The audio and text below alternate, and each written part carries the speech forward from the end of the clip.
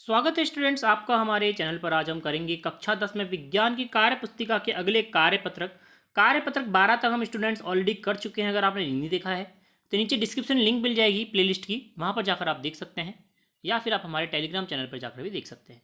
तो चलिए स्टार्ट करते हैं। कार्यपत्रक नंबर 13। हम इस एक ही वीडियो के अंदर तीन कार्यपत्रक करने वाले हैं, 13, 14 और 15, ताकि आप जल्दी से जल्दी सभी कार्यपत्रक को सॉल्व कर पाए। देखिए प्रश्न नंबर 1, सर्वप्रथम कौन से वैज्ञानिक के प्रयास से तत्वों की आवर्त सारणी का विकास हुआ था? मेंडलीव ने सबसे पहले बनाई थी, तो इसका उत्तर हो जाएगा। अगला देखिए स्टूडेंट्स, न्यूलैंड्स के अष्टक सिद्धांत की दो सीमाएं लिखनी है हमें। तो कौन कौन सी हो जाएगी?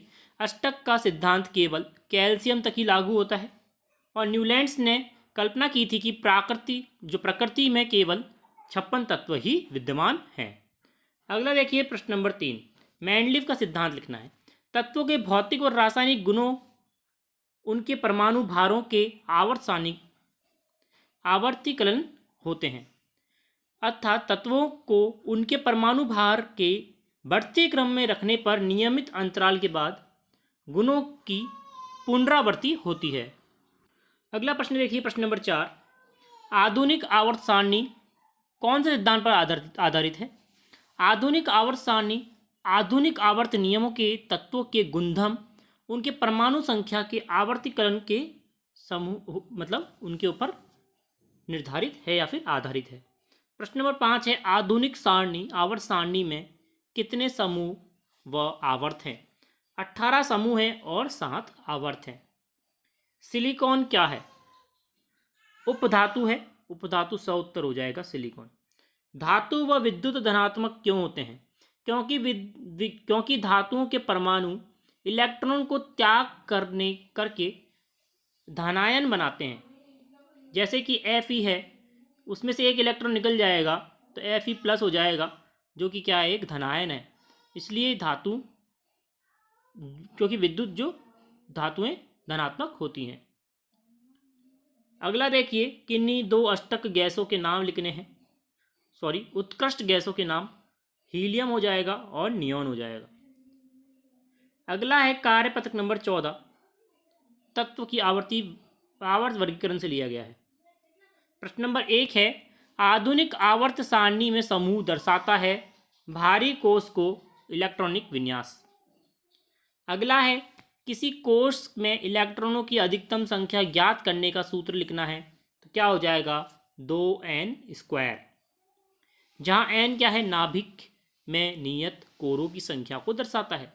अगला है, तत्वों के इलेक्ट्रॉनिक विन्यास लिखने हैं। Na का क्या हो जाएगा? सोडियम का 1s², 2s², 2p6, 3s1, क्योंकि इसमें कितने 11 नंबर का होता है ये।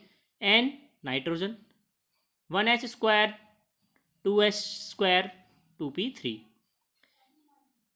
Cl क्या हो जाएगा? 1s², 2s2, 2p6, 3s2, 3p5। Oxygen O 1s², 2s², 2p4। अगला कारण बताना है। समूह में ऊपर से नीचे जाने पर परमाणु का आकार बढ़ता है, क्योंकि नीचे जाने पर एक नया कोष जुड़ जाता है। इससे नाभिक तथा इसके बाहरी कोष के बीच में दूरी बढ़ने लगती है, जिससे कि नाभिक का आवास बढ़ने के बाद भी नाभिक का आकार, परमाणु का आकार भी बढ़ता है। अगला है, उत्कृष्ट गैस अभिक्रियाशील होती हैं। क्यों होती हैं? कारण बताना है।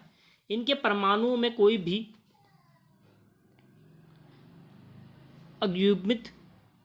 अयुग्मित इलेक्ट्रॉन नहीं होने से इनका अष्टक पूर्ण होता है। जैसे कि हीलियम है, उनमें पूरे इलेक्ट्रॉन भरे होते हैं उनके कक्ष के अंदर। इससे क्या होता है, उनमें अलग ना तो कोई जुड़ता है ना उनमें से त्याग करता है। तो वे क्या होती हैं? ये अक्रियाशील कैसे होती हैं। अगला है, आवर्त सारणी के तीसरे आवर्त में तत्व M ऑक्सीजन के साथ मिलकर M2O3 बनाता है। तो M क्या हो जाएगा? एल्यूमिनियम हो जाएगा। अगला हम करेंगे कार्यपत्रक नंबर 15 इसी वीडियो के अंदर। प्रश्न नंबर 1 है, द्वितीय आवर्त में सबसे अधिक विद्युत ऋणी कौन होता है? फ्लोरीन होता है। अगला, मेंडलीफ व आधुनिक आवर्त नियमों में मुख्य अंतर क्या है? मेंडलीफ का आवर्त नियम तत्वों के परमाणु द्रव्यमान पर आधारित है, जबकि आधुनिक परमाणु क्रमांक पर आधारित है। एक परमाणु का इलेक्ट्रॉनिक विन्यास 282 है। तत्व का नाम हो जाएगा मैग्नीशियम। आवर्त व इसका स्थान बताना है, समूह 2 आवर्त 3 परमाणु क्रमांक 12। अगला है, उपधातु किसे कहते हैं?